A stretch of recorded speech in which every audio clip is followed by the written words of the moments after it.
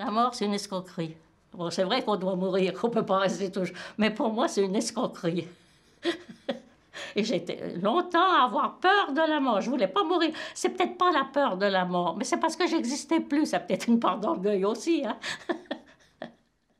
J'ai rêvé toute ma vie. Toute ma vie, j'ai rêvé. Et je ne vais jamais m'arrêter jusqu'à mon dernier jour. Si j'ai encore mon esprit, eh bien, le jour de ma mort, je rêverai encore. Dans ma tête, je voyage, mais je ne peux pas vous dire que c'est vraiment vrai, mais je vis quand même le livre que je lis. Je vis quand même, je vis leur truc, je dis c'est des héros, c'est des gens formidables. Voilà. Bon, on a remarqué, nous, on ne peut pas regarder derrière nous. Ce qui est passé, est passé. Devant, on n'a plus beaucoup d'espoir, on n'a plus que la tombe, on a espoir.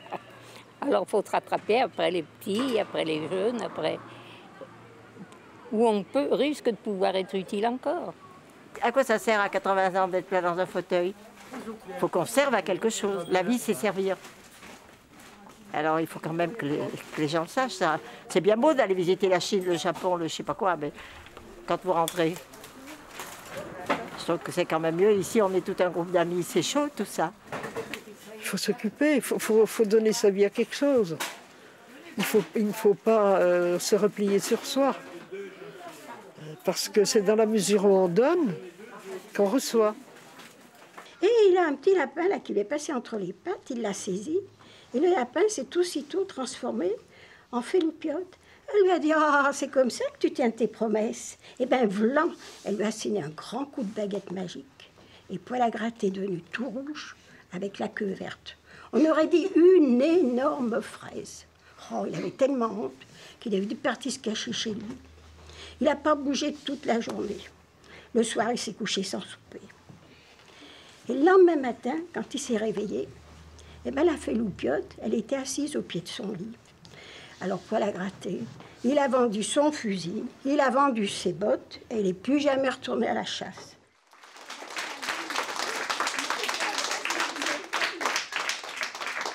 Ben, j'ai 83 ans. Mais ça fait depuis... Vraiment, où on a commencé les comptes, ça doit faire depuis 84 ou 85.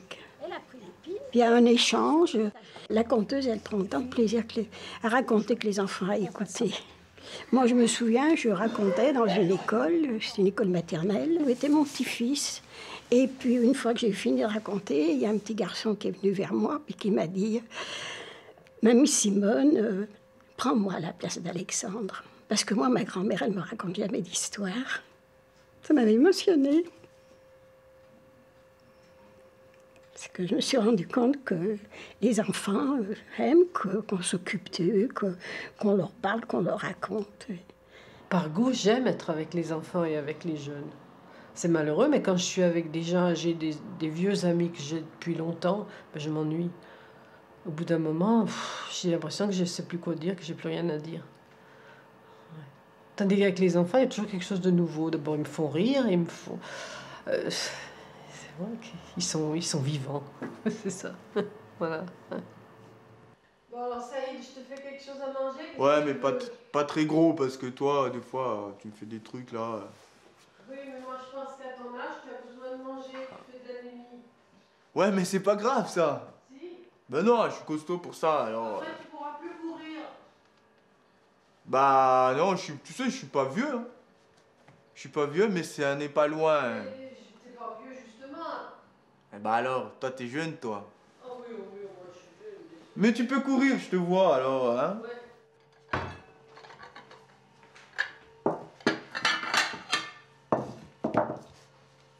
Sans elle, jusqu'à maintenant, je serais pas là. Je serais pas comme je suis là maintenant. Parce que, enfin, ma famille, plus particulièrement, ils s'occupaient pas beaucoup de moi, en fait. Ça fait que si elle n'était pas là, je ne crois pas si j'aurais vécu jusqu'à maintenant. Parce que je vivais des choses difficiles. Et que après, quand je venais la voir, ça me permettait d'oublier, en fait. Et d'évacuer tout ça. Et c'était un point fort pour moi que je pouvais me réconforter à tout moment. quand je dis je me sens tout petit, c'est je me sens protégé en fait de tout ce qui peut m'arriver. Par l'expérience qu'on a pu faire avec des échanges, par exemple, de gens âgés et d'enfants, ce qui me semble le plus important, c'est leur être, ce qui témoigne dans leur être. T'étais au fond? Non, non, j'étais... Il y a des choses qui doivent fonctionner de façon très spontanée.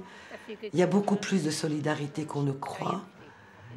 Et tant mieux qu'on n'aille pas non plus déranger cette solidarité naturelle.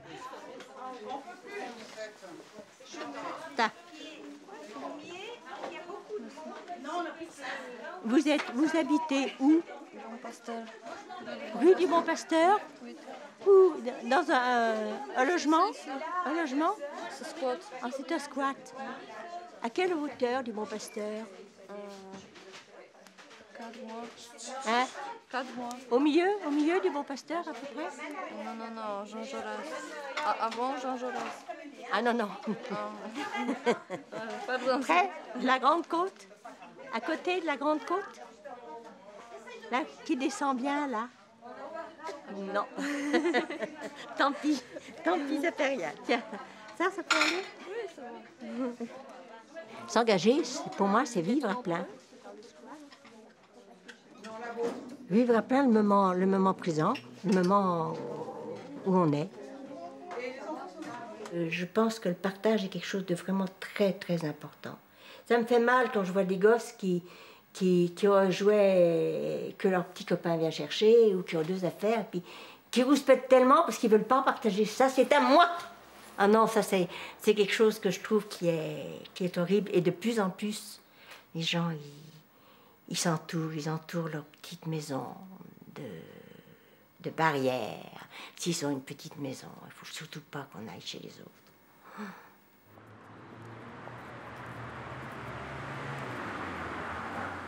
On ne pense pas qu'on pourrait faire quelque chose pour les autres. Moi, je n'y ai jamais pensé pendant toute ma vie professionnelle. Je ne savais pas qu'il y avait des problèmes sociaux, je ne savais pas qu'il y a des organismes qui se penchent sur les drames de l'humanité, je ne savais rien. À la retraite, je me suis aperçu que partout, il y a des gens formidables. Et quand je me suis aperçu, en commençant avec un handicap car, mais rien que la joie qu'ils nous transmettent, jamais dans notre état on aurait pensé connaître cela. Bonjour, Jockey. Vous allez bien? Je vais bien. Et vous-même? Très bien. Je pourrais vous voir un tout petit moment? Avec vous, mais je termine ma photo et j'arrive. D'accord. Tout seul, on ne peut pas grand-chose, mais avec d'autres, on peut faire énormément. Voilà. Je les vois à l'occasion de rencontres, de fêtes, de petites sorties. Surtout au début, lorsque j'étais président actif, eh bien, j'ai fait beaucoup de choses avec eux. Mais j'ai reçu beaucoup plus que j'ai donné, beaucoup plus. Vous restez avec, hein. Avancez encore un peu. Avance encore, Lucien. C'est bien. Vous freinez. Si on fait du bénévolat, moi, je ne crois pas qu'on fait tout gratuitement. Moi, je n'y crois pas à ça. C'est que ça vous apporte quelque chose. Des fois, on ne sait pas le définir, ce que ça vous apporte.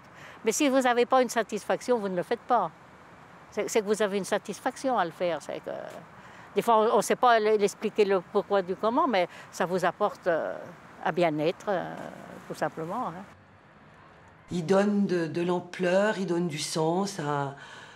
Ouais, moi, je sais pourquoi je me lève les matins quand je vais travailler avec un groupe, par exemple, ou quand j'entends les gens dire oh, c'est super ce qu'on a fait. Et ce que je dis toujours, je dis bon, moi je peux avoir des idées, mais si les gens ne suivent pas les projets, ça n'existe pas. Donc c'est bien eux qui font vivre tout ça, et ça c'est du bonheur. C'est du bonheur. Et c'est de croire, c'est de croire qu'ils sont capables de faire, que jusqu'au dernier souffle de leur vie, ils sont capables de découvrir des choses, de faire des choses qu'ils n'ont jamais faites, ou de s'essayer à quelque chose, quoi. ou de faire quelque chose dont ils ont toujours rêvé. Je trouve ça extraordinaire quand quelqu'un dit oh, ça j'avais rêvé de le faire et je peux le faire, ou j'ai pu le faire.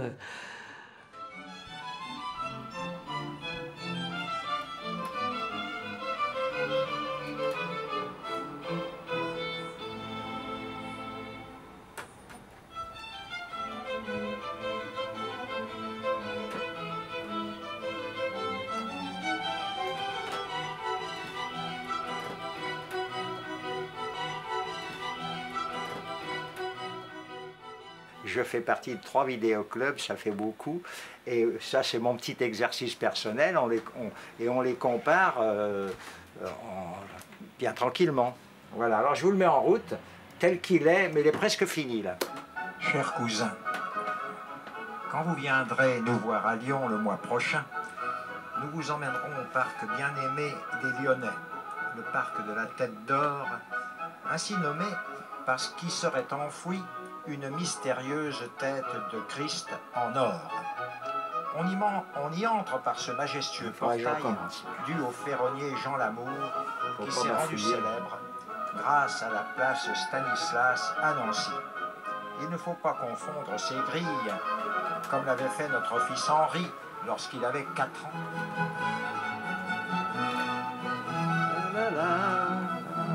C'était une production des studios du Cours Eugénie.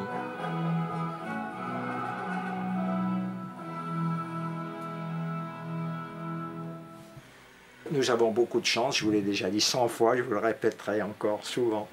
Mais j'ai jamais regardé dans l'assiette des autres. C'est aussi un des secrets du bonheur.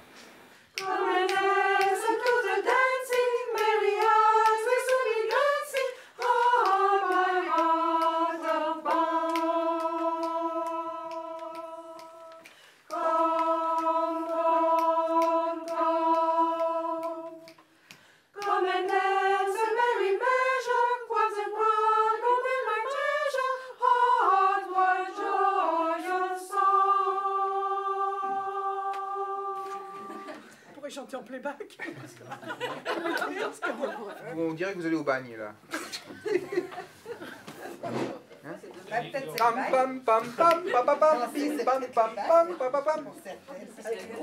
Mais moi j'ai pas l'habitude de prendre des vestes pareilles, hein, donc. On va danser, allez. On danse. On reprend les notes.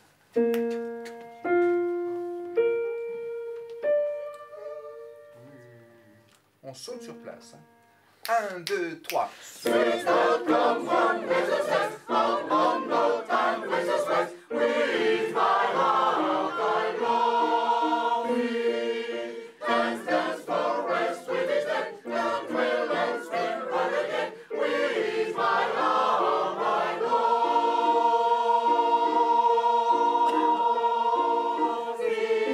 J'ai besoin d'amitié, j'ai besoin de...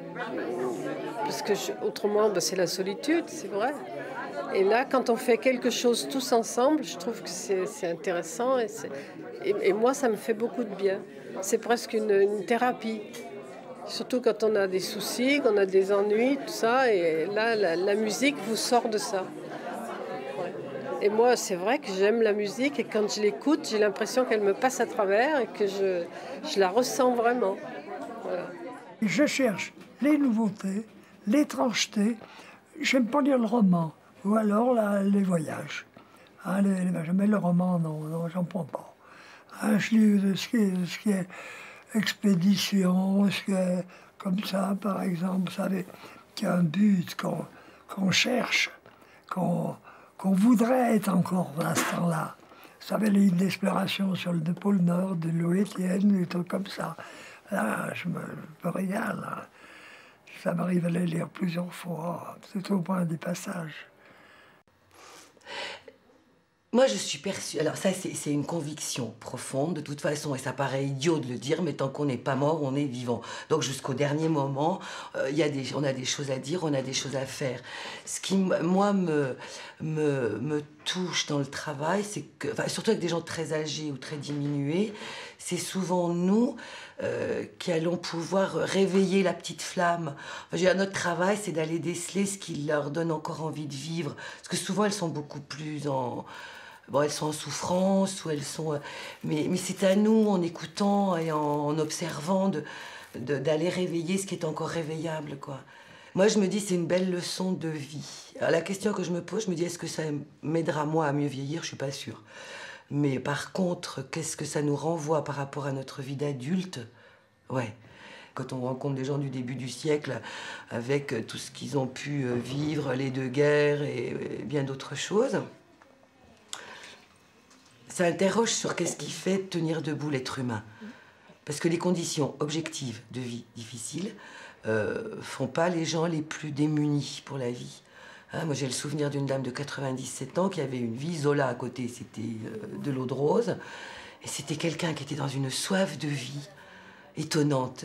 Et ça interroge quand même. Qu'est-ce qu'il y a à l'intérieur de l'être humain qui le fait tenir debout ou pas, quoi. Moi, j'ai pas de réponse là-dessus.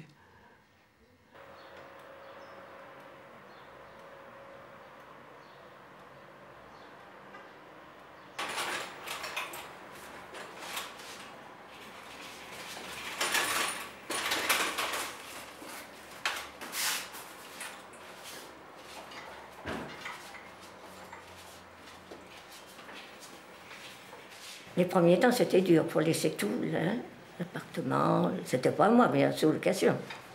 Les HLM, quoi. J'avais un F2, j'étais très très bien. Mais je ne pouvais pas rester chez moi toute seule. C'est pas parce que vous vieillissez, non, parce que vous avez toujours votre cœur, le cœur qui est jeune. Hein? Alors non. Quand j'ai perdu mon mari, j'ai tout perdu, moi. Hein? Voilà. Et je ne voulais pas aller chez mes enfants, j'en ai 5. Alors je leur ai dit une fois, je dis, priez bien le bon Dieu que j'ai jamais mal aux deux jambes, parce que si j'ai mal aux deux jambes, c'est l'hôpital que je vais, hein. Et puis voilà, ça s'est arrivé comme ça. Ce qui est important dans les rapports humains, c'est d'abord la franchise, hein, puis une certaine patience, et puis essayer de se comprendre les uns les autres. Moi, j'irai bien à Lourdes, mais je vais pleurer.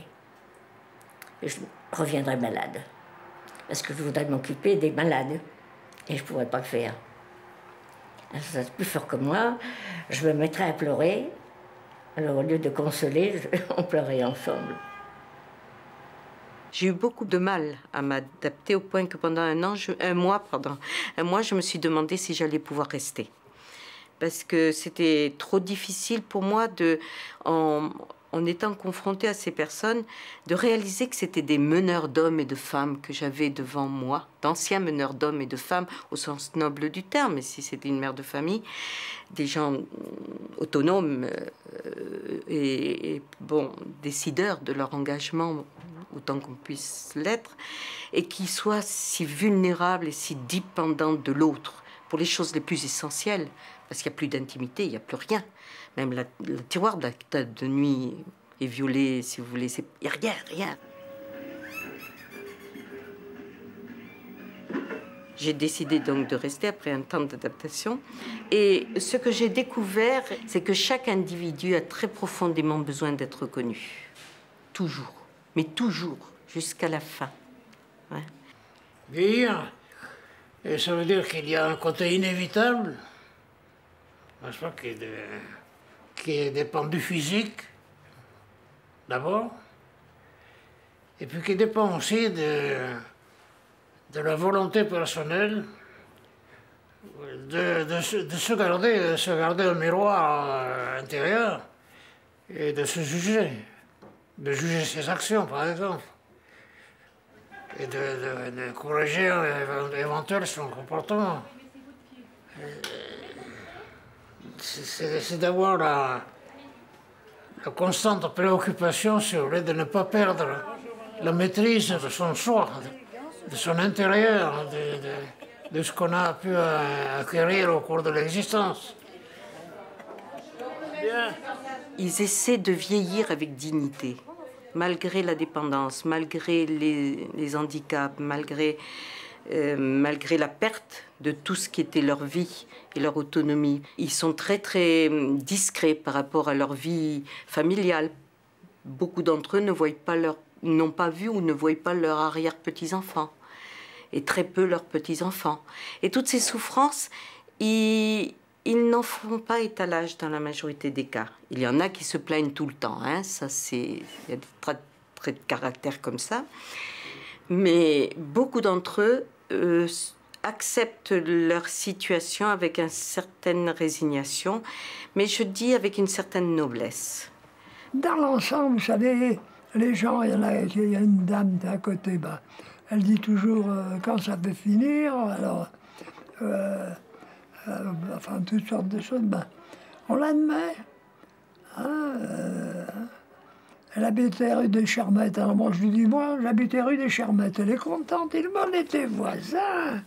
Mais oui, non, mais moi je cherchais que les gens, même ceux qui ne m'entendent pas bien, je vais quand même les voir.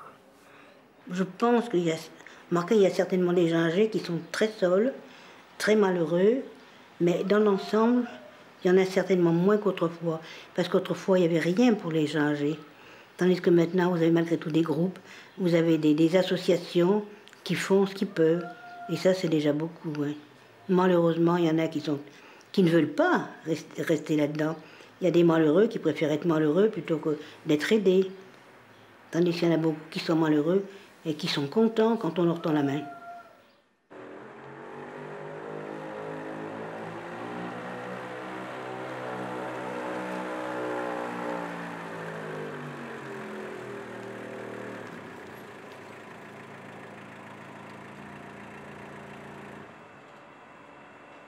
Autrefois, je m'occupais de l'hôpital. Alors là, on voyait les personnes âgées qui étaient seules. Il y avait des gens qui sont... La famille, les enfants ne viennent même pas les voir. Et mais c'est ce que j'en disais, vous êtes une présence, vous êtes quelque chose, vous nous apportez quelque chose. Tout le monde apporte. Ça, je comprends bien que ça vient de la vie. Les appartements sont tout petits, on ne peut plus vivre avec les parents. Moi, de mon temps, je vivais avec ma grand-mère, mon grand-père. Maintenant, où voulez-vous les mettre ? Ça vient de la vie. Vous savez, on est là, faut tous... même quand vous allez à l'église, faites la paix, aimez-vous les uns les autres. Oui, mais comment? Alors, rentrez dans une association quelconque et puis... aider. Faut pas être orgueilleux, vous savez. On fait son petit truc. Faut pas être orgueilleux, on peut pas tout faire. Il faut que les gens de la même génération soient ensemble. Et pas d'ailleurs maman, qui était une personne très sage. Au moment où on était venu ici, elle aurait eu la possibilité de venir dans un petit appartement à côté de nous. Elle a dit non, je ne viendrai jamais près de vous, je ne veux pas casser votre ménage. On s'est dit qu'on ferait pareil pour nos enfants. Nous ont déjà dit, quand vous ça ira moins bien, vous verrez chez nous. J'ai dit non, nous ne viendrons pas chez vous, vous êtes dans votre ménage et nous de notre côté. Et comme ça, c'est... Ce qui n'empêche pas les rencontres fréquentes. Oui, bien sûr qu'il y a des rencontres. On se retrouvait très souvent avec beaucoup de joie, mais pas les uns sur les autres. Mais enfin, on idéalise le temps. On idéalise le temps.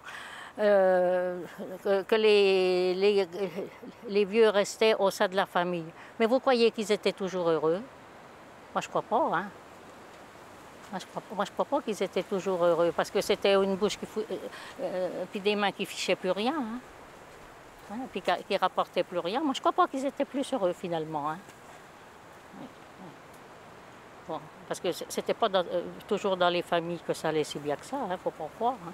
On idéalise toujours, mais... Enfin, les couples ne peuvent plus garder leurs parents. C'est sûr, ça. Les maisons seraient plus grandes. Est-ce qu'ils les garderaient? Je crois pas. Je crois que c'est... Enfin, il me semble que c'est plus guère possible. Je pense qu'il y a aussi des personnes âgées qui sont très, très contentes d'être seules, à condition qu'on ne les abandonne pas.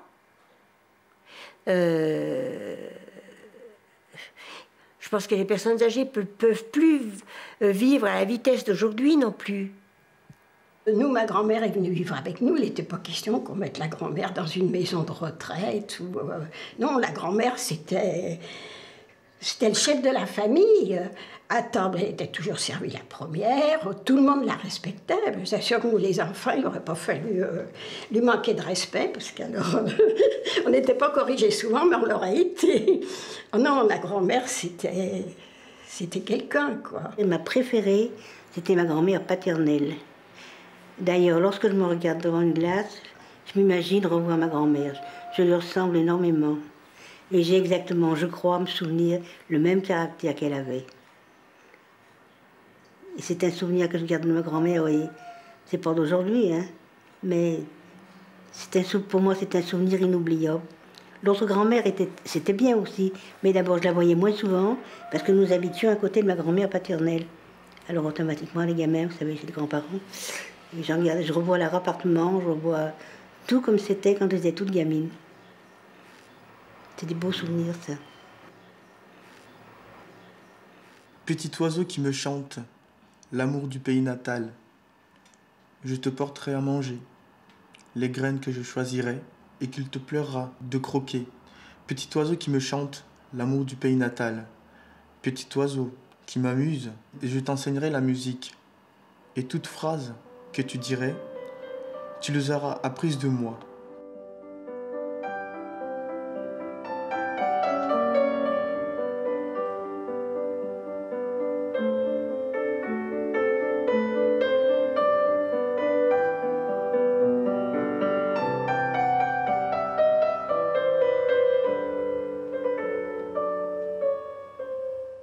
Souvent on s'évade, souvent parce que je le dis, un jour, quand je serai quelqu'un de bien, c'est-à-dire qu'il y aurait une situation, je l'amènerai au bout du monde pour pouvoir le faire connaître autre endroit qu'ici, en fait.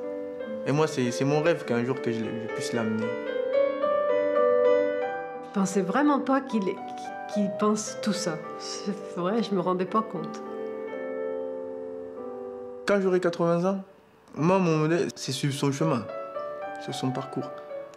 Moi, je trouve que c'est 10 fois mieux. C'est quelque chose de fort. Si tout le monde le faisait, je crois qu'il y aurait moins de soucis. Enfin, les enfants auront moins de soucis, un petit peu. Auront moins de problèmes. Parce qu'on saura à quelle porte on peut frapper pour vraiment s'accrocher. Ouais. Parce que ces portes-là ne sont pas beaucoup.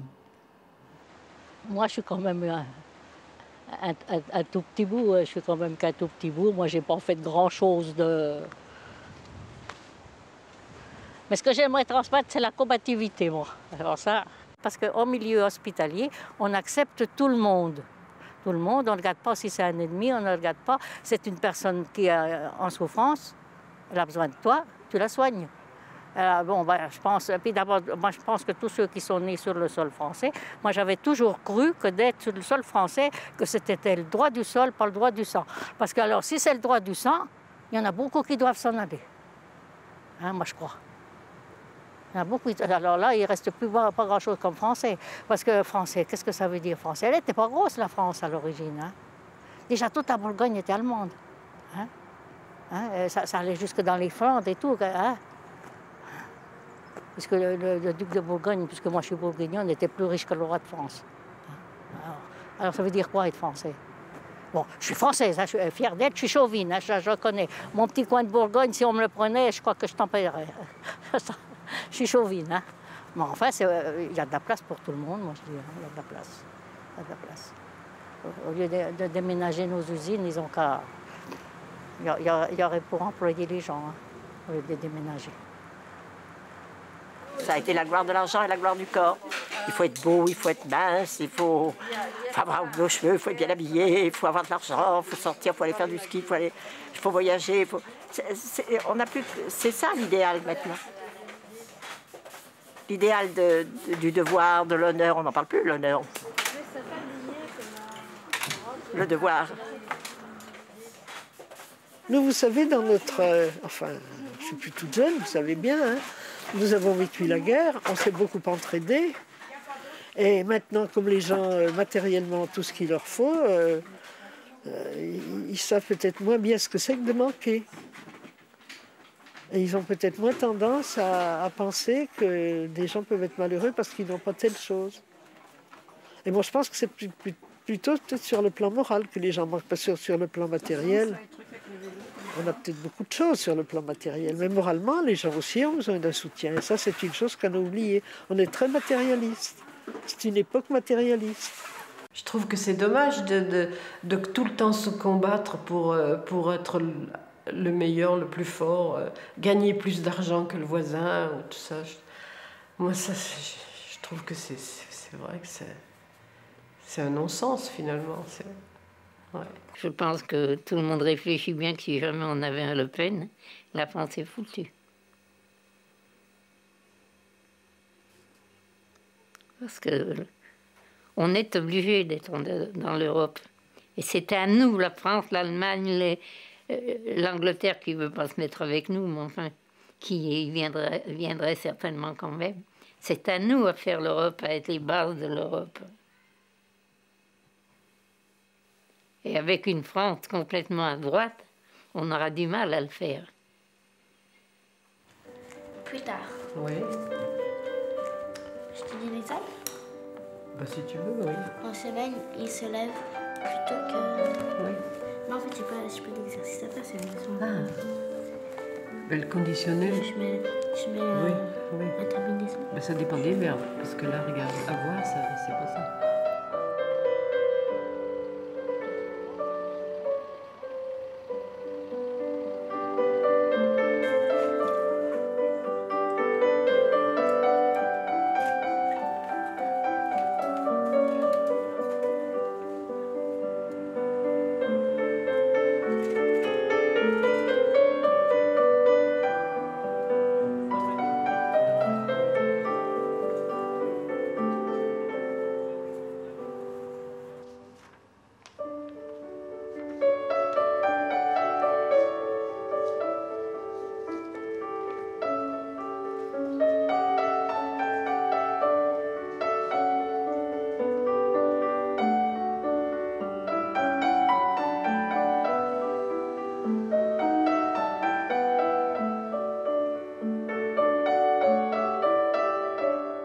On est engagé sans être engagé, mais c'est notre vie, c'est comme ça.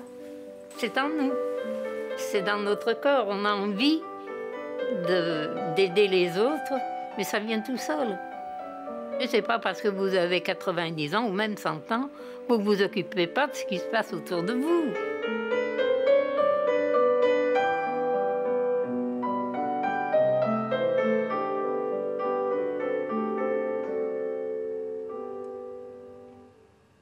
Les premières fois, les gens m'ont regardé avec des yeux tout ronds, ils m'ont dit qu'est-ce que c'est que cette vieille bonne femme. Puis après, ils ont commencé à me dire bonjour, puis après à s'arrêter, puis maintenant, ben, tout le monde s'arrête pour dire bonjour. Enfin, tous ceux qui me connaissent s'arrêtent pour me dire bonjour.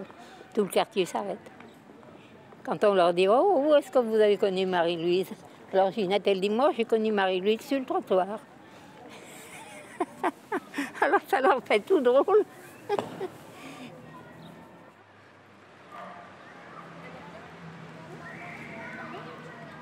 Je peux dire qu'ici, ça s'arrête pour me dire bonjour. Presque tout le monde, vous savez, du sans domicile fixe à l'ingénieur, à n'importe qui. Vous côtoyez toutes les banques. Le sans domicile fixe, c'est son chien qui vient me dire bonjour. Alors il s'arrête, puis il me dit bonjour. Puis je lui demande si la manche marche bien, et ainsi de suite. C'est ma compagnie.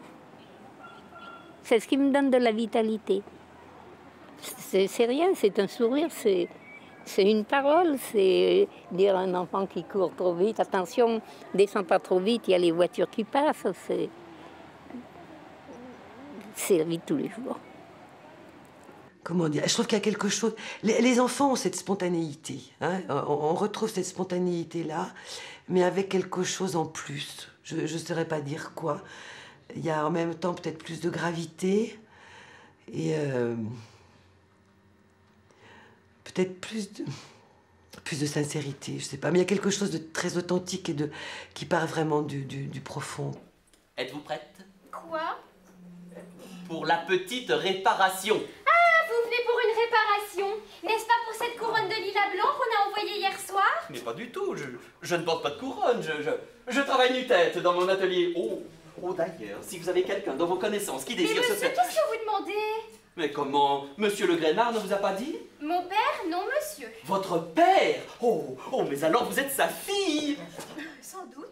L'animation est importante dans le sens de rejoindre l'individu au-delà de la maladie, au-delà de la vieillesse, au-delà de la fin de vie. C'est pas des choses extraordinaires, et ça se veut pas des choses extraordinaires ou du faire valoir.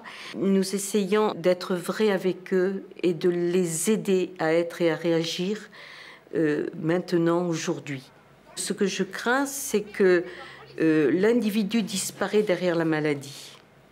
Parce que je ne comprends pas pourquoi on maîtriserait bien le soin biomédical, c'est-à-dire que par définition, on prolongerait la vie, si on ne donne pas parallèlement un sens à cette vie.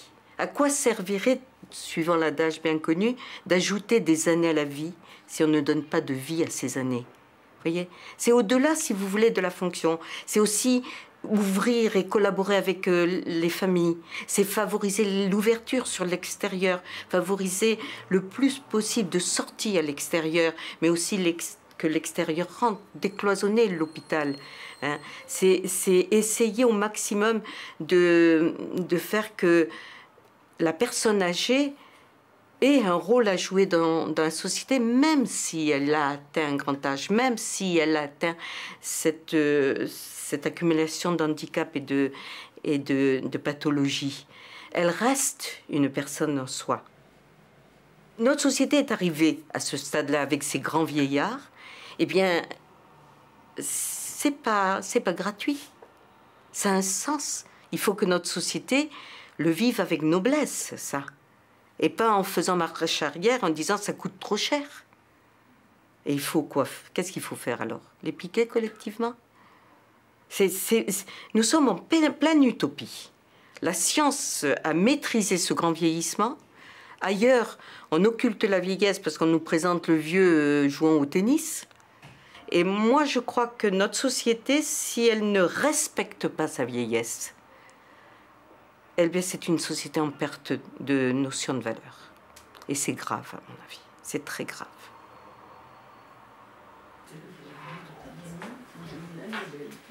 Moi, je sais pas comment il faut être comme ça. Mais si c'est pas fait. Moi, je suis oui, j'allais dire. Pour la vie? Oui. Enfant, petit enfant. Ben oui, voilà. C'est bon pour tout le monde? C'est bon, voilà. Est-ce que vous avez trop de temps à partir de salle? Alors, salade, saladier, salaud, salade, salanie, salaison, salopette, sapristi, un saloir, salsifis, la saveur. Ah non, Et Sarel. Ça fait 3 ans en fait que j'ai monté cet atelier. Après une formation pendant mes études où je m'étais spécialisée dans la stimulation de la mémoire, sans penser que finalement ça m'amènerait à découvrir bien d'autres choses. C'est-à-dire que dans un atelier mémoire, on fait bien plus que stimuler simplement la mémoire. Bon, on a pu le voir là, il y a tout cet espace de convivialité, de rencontres, d'échanges. Et puis bon, toute cette mémoire finalement, cette mémoire vivante qui est aussi véhiculée dans l'atelier mémoire, qui est importante. Les personnes âgées, c'est quand même une mémoire. Dans le temps, elle se transmettait par de bouche à oreille. Maintenant, je pense que ça ne se transmet plus par les livres, plus par les livres. Quoique encore, je pense que le bouche à oreille est peut-être encore mieux. Parce qu'on voit bien là les lycéens qui sont allés visiter les camps en Allemagne. Ils y ont appris à l'école tout ça. Mais ils ont eu quelque chose d'expliqué par des anciens qui avaient vécu dans ces camps. Ils ont tout de suite, je ne sais pas si c'est mieux compris ou je ne sais pas comment il faut dire, ils ont plus ressenti la tragédie de tous ces gens que dans les livres. J'aime revoir comment mes contemporains ont jugé la période que j'ai vécue. Et j'apprends beaucoup de choses que j'ignorais tout en les ayant vues passer. Et je pense à tout ce qui s'est déroulé depuis la Deuxième Guerre, à laquelle j'ai participé, bien sûr. Et puis, il y a des choses que j'ignorais complètement. Alors, j'aime me replonger dans cette époque, dans les époques, et aussi dans les époques historiques antérieures. Parce que nous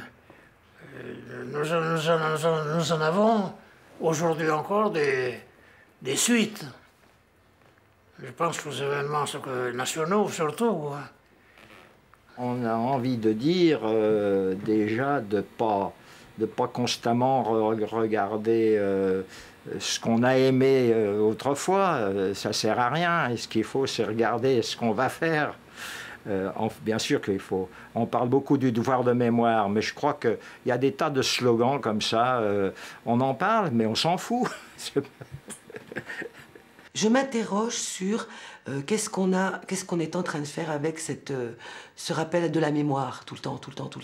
Nous, c'est quelque chose qu'on a fait souvent ici.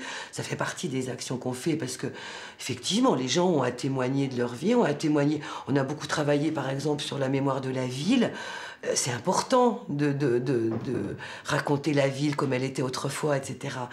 Mais je crois qu'il ne faut pas qu'on s'enferme dans la mémoire pour être dans le passé pour le passé. Hein, et qu'il faut toujours être sur des passerelles.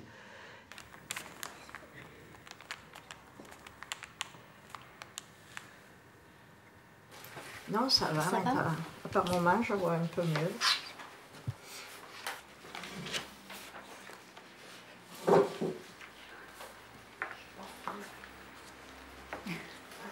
Je pense qu'aujourd'hui, on est un peu fasciné par le gommage du temps. Hein. On voudrait que toutes les générations se ressemblent, qu'à 20 ans, 50 et 70 ans, on ait les mêmes visages. Et je trouve que ce n'est pas souhaitable. Je pense que les vieux nous rappellent qu'il y a une temporalité et qu'on doit la respecter. Un corps vieillissant est pour vilain. Hein. Et ça, c'est des naturistes qui me l'ont fait comprendre il y a quelques années.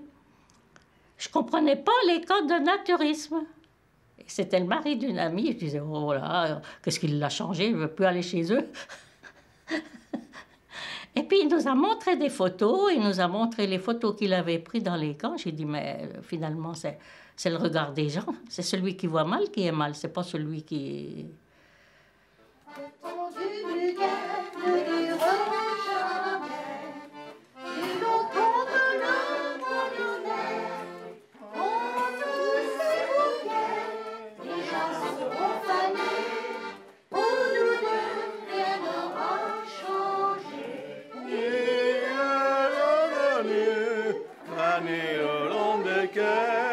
Jusqu'au moment où je t'attendais.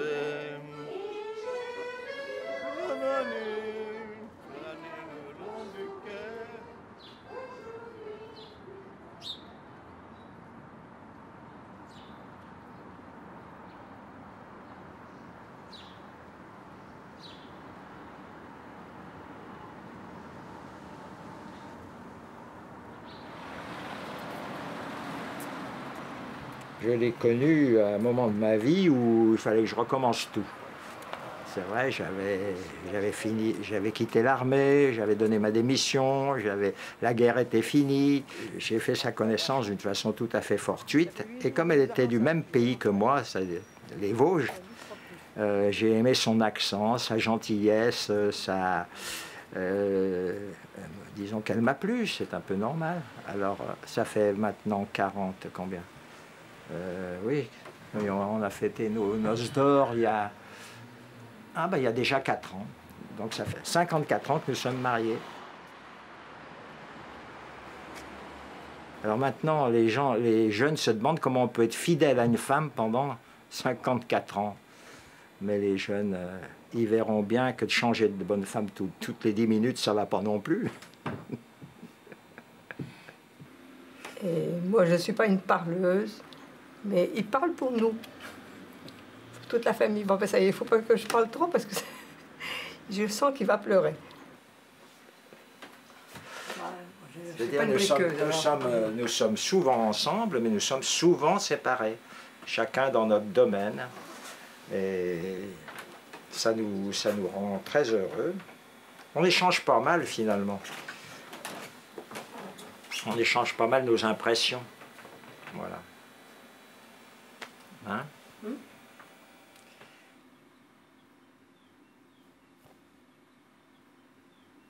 J'ai perdu ma compagne il y a 30 ans. Je pense toujours à elle. Je ne mets pas sa photo, ben ça m'arrache le cœur. J'ai sa photo en blanc. Elle est vivante sur sa photo. Hein. Alors, je ne veux pas la mettre, ça me fait mal. Parce que j'ai eu 43 ans de mariage. Et vous savez, heureux. Une femme adorable, gentille, toujours de bonne. Moi, j'étais pas complètement gentil. Hein? Je le regrette. Mais elle, gentille. Quand je rentrais un peu tard, elle me disait, où t'es planté tes choux? Je dis, ben non, t'en fais pas, je t'aime, et c'est tout. Ça s'arrangeait toujours. Voilà. C'est ça ma vie. Vous savez, on avait vécu 45 ans ensemble. Hein. On s'entendait très très bien. Ça a été l'effondrement. Pendant 15 jours, je ne suis pas sortie. Puis au bout de 15 jours, je me suis dit, qu'est-ce que tu fais? Tu te suicides ou tu vis? J'avais ma fille et mon petit-fils. J'ai dit, il faut vivre. Un jour, un merle se percha sur un églantier. Et il s'enfonçait une épine dans la patte. Il avait mal, le pauvre merle. Et puis il a trouvé cette épine si jolie qu'il a décidé de la garder. Seulement, voilà, l'épine, elle l'embarrassait un petit peu, il ne savait pas bien qu'en faire. Alors il a frappé à la porte de la première maison qu'il a rencontrée. Et c'est une vieille femme qui est venue l'ouvrir. J'aimerais bien être conteuse comme eux, parce que être conteuse, c'est bien. Parce que des fois, quand t'es petit, ben, t'as plein d'imagination dans ta tête et des fois, tu peux les retenir. Et après, ben, tu peux les raconter quand tu deviens conteuse. Voilà, quoi. J'ai envie de lui montrer un petit peu le chemin qu'elle m'a montré d'abord, jusqu'à maintenant. Parce qu'elle m'a toujours bichonné un petit peu, poussé des fois, un petit peu énervé pour que je puisse bouger. Parce que moi, au départ, j'avais peur ou des fois j'avais un petit peu la flemme de faire les choses. Mais c'est pas un petit peu la flemme de les faire, c'est question de confiance aussi au départ. Souvent en fin d'année, je vais voir mes enfants, je vais voir ma fille qui habite en Hollande. Et les gens me disent, ah, votre valise, me dites comment vous faites. Mais je lui dis, moi je porte jamais ma valise. Il y a toujours quelqu'un qui me la prend. Et c'est souvent ou un jeune ou un étranger. Moi je dis toujours, la vie reprend toujours ses droits. Et la jeunesse, elle trouve toujours la chose qui la fera vivre, qui la fera vibrer. Ça, moi, chaque génération trouve son... je sais pas, son équilibre. Je sais pas, c'est pas de l'équilibre, c'est sa façon de vivre, sa façon d'être. Je sais pas bien comment exprimer ça, moi. Parce que ce qui nous a convenu à nous n'est pas sûr de convenir à eux. Hein. Je crois qu'il faut les laisser parler et puis surtout leur faire confiance. Nous, qu'est-ce qu'on a demandé quand on était jeunes? Moi, mes parents n'aimaient pas Charles Trenet, c'est un comble quand même. Et pourtant, Charles Trenet, maintenant, tout le monde reconnaît que c'est un type, c'est un génie, ce type. Moi, j'adorais Charles Trenet, je crois que je connaissais par cœur toutes ses chansons. Eh bien, mes parents, ils trouvaient que Charles Trenet était un espèce de fou, même pas chantant. Et c'est dommage. Ça prouve bien qu'il faut évoluer avec son temps et faire confiance aux jeunes.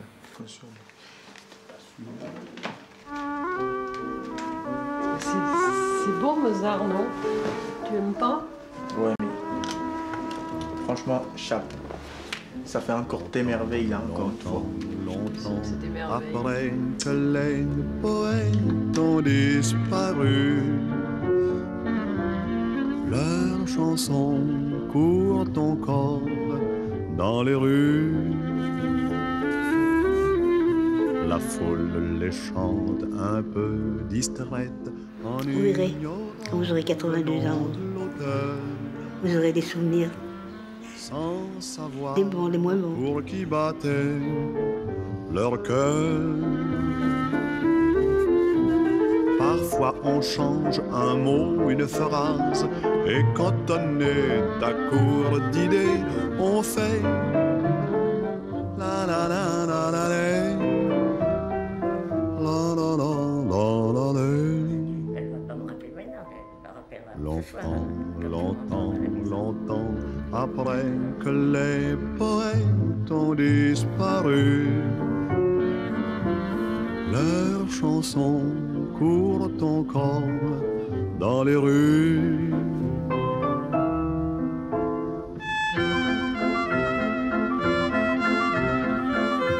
Ça, ce sont mes parents. En 14, à la déclaration de la guerre, ils se sont photographiés. C'était un trou noir de boum, à la tablier. Et des pas. On s'est calmé, on est plus sage. Vous avez l'air de dire que je ne me suis pas bien calmé. Hein. Si vous m'aviez connu quand j'étais jeune. Après que les poètes ont disparu, leurs chansons courent encore dans les rues.